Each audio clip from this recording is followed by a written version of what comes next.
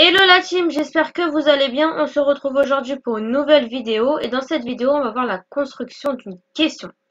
Alors premièrement, pour construire une question en anglais, nous devons utiliser un auxiliaire. D'accord? Donc quels sont les auxiliaires? Donc nous avons l'auxiliaire do, be et have. Donc vous allez me dire oui mais ça c'est des verbes, c'est pas des auxiliaires. Alors c'est vrai que ces trois mots sont des verbes. Donc do est le verbe faire, be est le verbe être et have est le verbe avoir. D'accord? Mais quand on pose une question, ces trois verbes-là se transforment en auxiliaire. Que ce soit un verbe ou un auxiliaire, ces trois verbes-là garderont leur même conjugaison. D'accord? C'est pas parce qu'ils sont un auxiliaire qu'on doit toujours les laisser tels quels. Non. Si on parle au présent, on va laisser le verbe do. Si on parle au passé, on va dire did. Alors, donc on va commencer avec le verbe do. Donc, on utilise l'auxiliaire do quand on parle au présent ou au passé. D'accord? Alors, la construction, elle est toute simple. On fait auxiliaire plus sujet plus verbe à l'infinitif. Donc, pour rappel, le verbe à l'infinitif, c'est le verbe qui n'est pas conjugué. Alors, au présent, donc ça fait do you want to eat?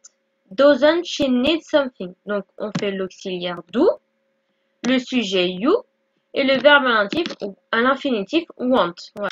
Et ensuite, doesn't she need something? L'auxiliaire do, voilà, qui a été modifié parce que du coup, c'est le sujet c'est she. Du coup, vous vous rappelez, I do, you do, he, she, it, does. Donc ça, c'est à apprendre par cœur. Need something. Need, qui veut dire besoin, on le laisse à l'infinitif, d'accord? Parce que la modification du coup avec le sujet, on l'a fait sur l'auxiliaire et on ne le fait pas sur le verbe. Sinon, on aurait dit do she needs something, c'est faux. D'accord? La modification du sujet, elle impacte l'auxiliaire mais jamais le verbe. Le verbe, on le laisse toujours à l'infinitif. Donc, doesn't she need something et pas do she needs something, ce sera faux. Ensuite, au passé. Donc là, pareil, l'auxiliaire, on le met au passé et pas le verbe. C'est que l'auxiliaire qu'on met au passé. Le verbe, on le laisse à l'infinitif. Alors, did they have a good day? Ou didn't he go to work yesterday? Donc l'auxiliaire do au passé devient did.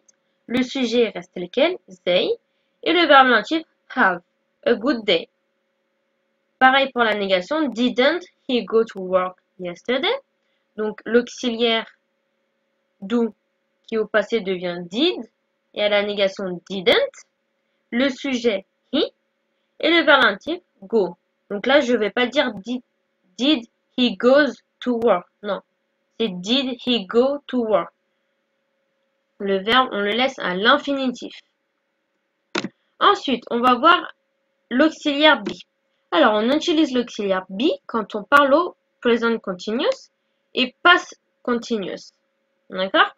Donc la construction est très simple. Donc on garde l'auxiliaire toujours en première position, le sujet et le verbe plus ing. Pourquoi verbe plus ing? Parce que comme je vous ai dit précédemment, on utilise be quand on parle au present continuous et au past continuous. D'accord? Donc si vous vous souvenez bien, present continuous, c'est le verbe plus ing. On rajoute ing à la fin. Donc là, c'est pareil. Le verbe, on rajoute ing à la fin. Alors, donc, present continuous. Donc, on utilise l'auxiliaire be. Donc, on conjugue. D'accord? Donc, be devient his. Le sujet she. Et ensuite, le verbe go plus ing qui nous donne going to school later. Is she going to school later? D'accord? Ensuite, pour la négation, donc là, on utilise l'auxiliaire be, donc are, plus la négation aren't. Le sujet we, le verbe read, plus ing qui nous donne reading, the same book. Aren't we reading the same book? Ensuite, pour le past continuous, donc là, on utilise l'auxiliaire be, toujours, on conjugue au passé. Pour poser une question, on a un verbe, donc were you running? Donc le verbe run, plus ing, running, around the lake yesterday. Were you running around the lake yesterday? À la négation, wasn't I looking on the right side? Donc I was qui nous donne was I. À la négation, wasn't I looking on the right side? Donc là, le verbe look plus ing qui nous donne looking. On a une question avec l'auxiliaire be. Il faut toujours se rappeler, c'est auxiliaire plus sujet plus verbe ing. Ensuite, on va voir avec le verbe have. Donc on utilise have quand on parle au present perfect ou past perfect. D'accord? Donc pareil, on utilise l'auxiliaire plus le sujet plus le verbe au participe passé. D'accord? Alors, donc present perfect, have you been to Thailand? D'accord? Donc l'auxiliaire have, le sujet you et le verbe, donc là c'est le verbe be au participe passé, donc ça devient been. Donc là vous vous rappelez be, was, were, been. Ça c'est des verbes irréguliers à apprendre par cœur. Be, was, were, been. À la négation, hasn't she eaten her whole plate? Donc vous vous rappelez le verbe have, c'est I have, you have, he, she, it, has. D'accord? C'est toujours à he, she, it que ça change. Donc là, has, à la négation, hasn't ou has not. She eating her whole plate. Donc eat, c'est pareil. Eat, ate, eaten. Ça, c'est un verbe irrégulier à apprendre par cœur. Eat, ate, eaten. Her whole plate. Ensuite, pour le past perfect, donc l'auxiliaire have au passé, donc il nous donne had. Le sujet oui, le verbe see au participe passé qui nous donne seen. Had we seen the house before?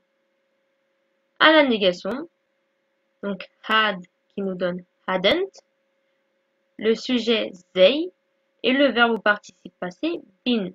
Hadn't they been there? Donc voilà. Pour le verbe au participe passé, les verbes irréguliers, il faut les apprendre par cœur. Mais je vous referai une vidéo là-dessus avec les verbes irréguliers les plus importants à savoir.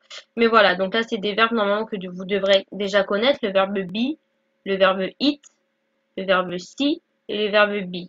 Voilà, donc hadn't they be there. Donc l'auxiliaire au passé, le sujet et le participe passé du verbe be. Et voilà pour l'auxiliaire have. Les choses qu'il faut impérativement que vous reteniez, c'est que pour l'auxiliaire do, on utilise quand on parle au present ou au past. D'accord? Donc au présent ou au passé. La conjugaison de l'auxiliaire do au présent, c'est do, does. Et au passé, c'est did. Pour le verbe be, on l'utilise quand on parle au present continuous ou au past continuous. D'accord? Au présent, c'est I am, you are, he, she, it is, we are, they are. D'accord? Au passé, was et were. I was, you were, he, she, it was, we were, they were. Et pour l'auxiliaire have, on l'utilise quand on parle au present perfect ou au past perfect. Et donc la conjugaison c'est have et he, she, it, has.